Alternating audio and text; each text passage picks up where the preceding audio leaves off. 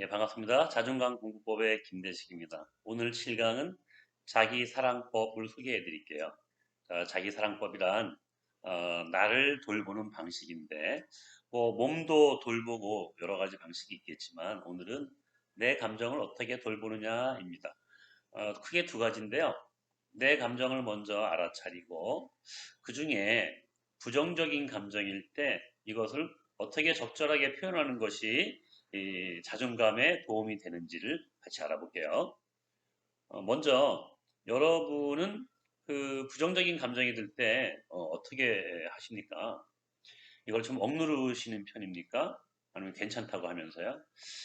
그것이 사실은 내가 나를 좀 소외시키는 이제 방법일 수도 있습니다. 그러다 보면 삶이 좀 무뎌지면서 내가 나를 이렇게 억누르게 되는 거죠.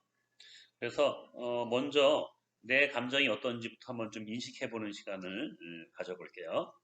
펜을 준비하신 다음에 한 1분 정도를 드릴 테니까 지난 일주일 사이에 어떤 감정이 있었는지를 한번 적어 보시는 거예요. 가능한 많이 쓰시는 것이 감정을 알아차리는 데 도움이 되는데 만약에 3개 정도를 쓰신 다음에 생각이 안 난다면 내 감정을 내가 좀 억누르면서 무디어진 것이 아닌가 한번 좀 생각해 보시길 바랍니다. 자, 적으셨으면 그 긍정과 부정으로 크게 나눈다면 여러분은 어느 쪽에 그 분포가 더 많은가요? 아마 모르긴 몰라도 대부분은 부정적인 감정이 더 많은 것을 저는 이제 확인을 해왔어요. 그러니까 내가 부정적인 감정을 썼다고 해서 내가 좀 이상한가 꼭 이렇게 생각하실 필요는 없습니다. 보시는 것처럼 여러 나라의 사전 어휘들을 종합해 보면 감정과 관계된 단어들이 긍정보다 부정적인 게 많아요. 그건 사실입니다. 각 나라마다 그래요. 왜 그럴까요? 사실은 지난 1강에서 자존감 얘기를 하면서 우리가 부모로부터 좀 다운로딩 된다고 이렇게 말씀드렸는데 사실은 더 오랜 우리 조상 원시 시대부터 우리 환경이 우리 생존을 위협하는 환경이다 보니까 우리 두뇌는 상당히 이제 민감하겠죠. 이걸 이제 생존 모드라고 합니다. 그러니까 빨리 비교를 하고 판단을 내려야 되는 거죠. 왜냐하면 내가 공격을 할까, 잡아먹을까, 아니면 무서우니까 도망갈까. 그래야 이제 생존을 하니까요. 따라서 두렵다라는 거, 공포감이라는 감정도 부정적이긴 하지만 그거 덕분에 내가 생존하게 된 비결이었잖아요. 이제 이와 같은 것이 이제 반복되다 보니까 두뇌에 이제 프로그래밍이 되는 거죠. 이제 다운로딩 되는 거예요. 꼭 이제 부모 탓만을 할 것은 아닙니다. 그죠? 우리 환경에 익숙하다 보니까 두뇌가 그렇게 프로그램이 된 거다. 다시 그 일강에 듣던 것처럼 이제 부모로 좀 이야기를 좀 전환을 해보면, 우리 부모님이 내가 어릴 적에 주로 어떤 감정 상태에 많이 놓였을까입니다. 생존 모드였을까, 안전 모드였을까? 예를 들면 생존 모드는 어떤 근심, 걱정, 이렇게 뭐 어떤 위협, 긴장 이러다 보니까 심장 박동이 빨라지고 이 상태일 때 이제 나오는 언어와 비언어가 아이한테 영향을 줬겠죠, 우리한테. 그러니까 그 부모가 꼭 그렇게만 된 것은 아니었을 거란 말이에요. 이 상태란 얘기는 변화할 수 있는 거니까 감정 상태도 그렇고 또는 그 부모가 안전 모드 상태일 때도 분명히 있을 거란 말이죠. 이럴 때는 심장도 아주 느긋하게 뛰면서 애가 실수를 해도 괜찮아 한번 뭐 더 해봐 엄마도 실수 자주 해 이와 같이 안전 모드에 있을 때는 또 애가 이걸 또 다운로드 받겠죠. 이와 같이 감정은 한 감정이 고정되는 것이 아니라 제가 이제 상태라고 표현한 이유는 이럴 때도 있고 저럴 때도 있고 합니다. 주로 생존 모드 상태일 때 부정적인 감정 상태에 놓이게 되고 이것이 행동에 영향을 미치겠죠. 그러면 그 감정이 그 신경 전달 물질을 만들어내고 우리 몸에도 보시는 것처럼 그 파란색엔 그 부정적인 감정인데 이게 이제 피가 잘 안 통하거나 뭐 손발이 저리거나 이제 그런 상태겠고요. 노란색, 붉은색 쪽이 에너지가 좀 활성화된 감정, 그러니까 행복하다, 사랑할 때의 감정입니다. 이처럼 감정은 우리 몸에 이제 영향을 주고 있죠. 그래서 방금 전에 여러분이 적었던 그 감정들을 다음 표를 보시면서 한번 좀 분포를 시켜 보세요. 범주화 시켜 보시는데 요령은 좌우로 이제 구분을 하셔서 왼쪽이 에너지가 방전되는 감정, 부정적인 감정들이 여기 많이 해당되겠네요.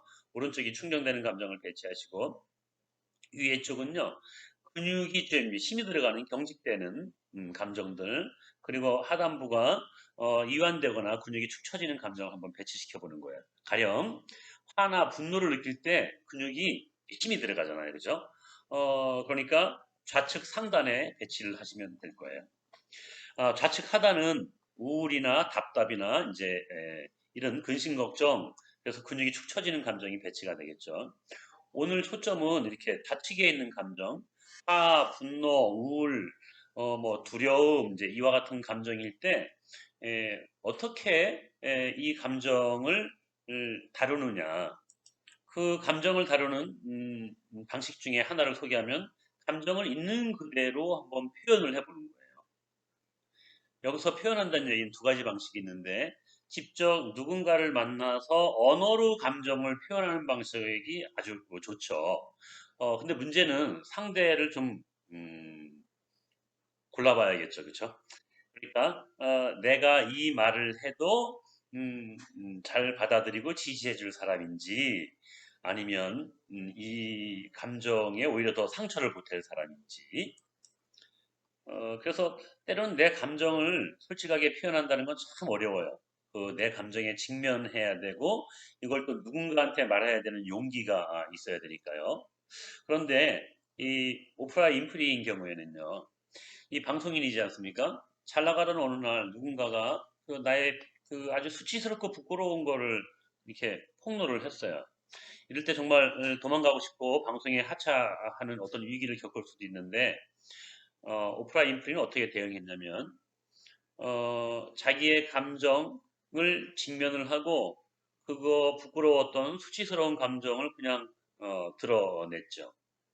보통 어려운 건 아닙니다. 그런데 어떤 현상이 벌어졌느냐? 많은 사람들이 출연하겠다고 하면서 줄을 섰죠.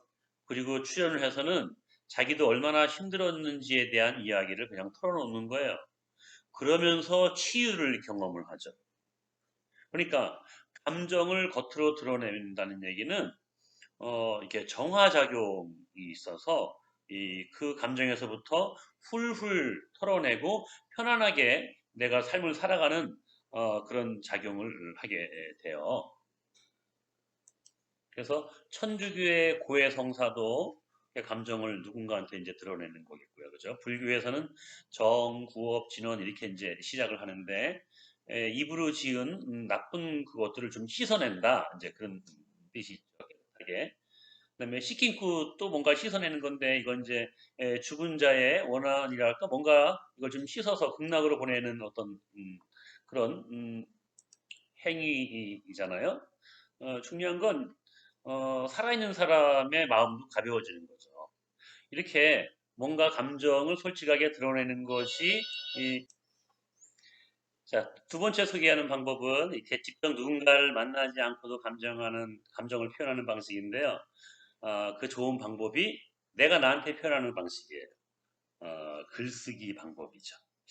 자, 여기 보시는 이 글 내용은 일기장입니다. 이게 내가 나한테 말하는 거죠. 일기장의 내용을 보면 여기에 보면 이렇게 부정적인 생각, 감정, 심지어는 욕도 많이 써놨어요. 근데 사실은 이 일기장은 이순신 장군의 난중 일기의 일부분입니다. 여기서 말하는 K라는 놈이 이제 원균이겠죠. 그죠? 음흉하기 짝이 없고 등등등등. 자, 이 이순신 장군도 사람이니까 이제 어떤 부정적인 감정이 있겠죠. 이걸 글로 쓰면서 내가 이렇구나를 이제 인지해요. 메타인지. 그러면서 멀찌감이 떨어져서 관조하는 걸 경험하는 거죠. 객관적으로. 내가 지금 이런 상태구나. 그죠? 그러니까 감정을 표현하면서 나를 바라보는 방식을 이순신 장군은 이제 사용해 왔던 거예요. 그래서 여러분께 권하는 방식은 첫 번째, 누군가한테 편하게 말할 기회가 있으면 참 좋고요. 근데 그것이 어려우면 다음과 같이 한번 이 글로 표현을 해보는 거예요. 이것은 그 미라클이라는 책에도 좀 소개된 방식인데 가장 첫 번째는 내 감정을 누르지 말고 그냥 쓰세요. 화나면 화난다고, 열받으면 열받는다고 쓰는 거죠. 두 번째는 이순신 장군처럼 자기를 이렇게 있는 그대로 가만히 이제 바라보는 경험을 하시는 겁니다. 아, 내가 지금 이런 상태가 있구나라고 하면서 그 감정에서 이제 분리가 되는 거죠. 세 번째는 그 호오포노포의 비밀에 나오는 것처럼 이 네 가지의 언어, 그러니까 미안합니다, 용서해 주세요, 감사합니다, 사랑합니다. 이거를 내 자신한테 사용하는 글을 한번 써보는 거예요. 내가 지금 화내서 내 자신한테 미안해 이렇게 써도 좋겠고요. 그리고 맨 마지막이 이 부정적인 에너지를 긍정적으로 바꾸는 거예요. 예를 들면, 아, 떡볶이 먹고 싶다와 같이 내가 원하는 것에 초점을 두면서 이제 마무리를 하는 거죠. 그러면 내 감정을 억누르지 않으면서도 씻어내는 작용을 하고, 그리고 초점을 다시 긍정으로, 긍정적인 의도, 하고 싶은 거에 초점을 두면서 글이 마무리되는 일상의 실천법을 소개해 드렸습니다.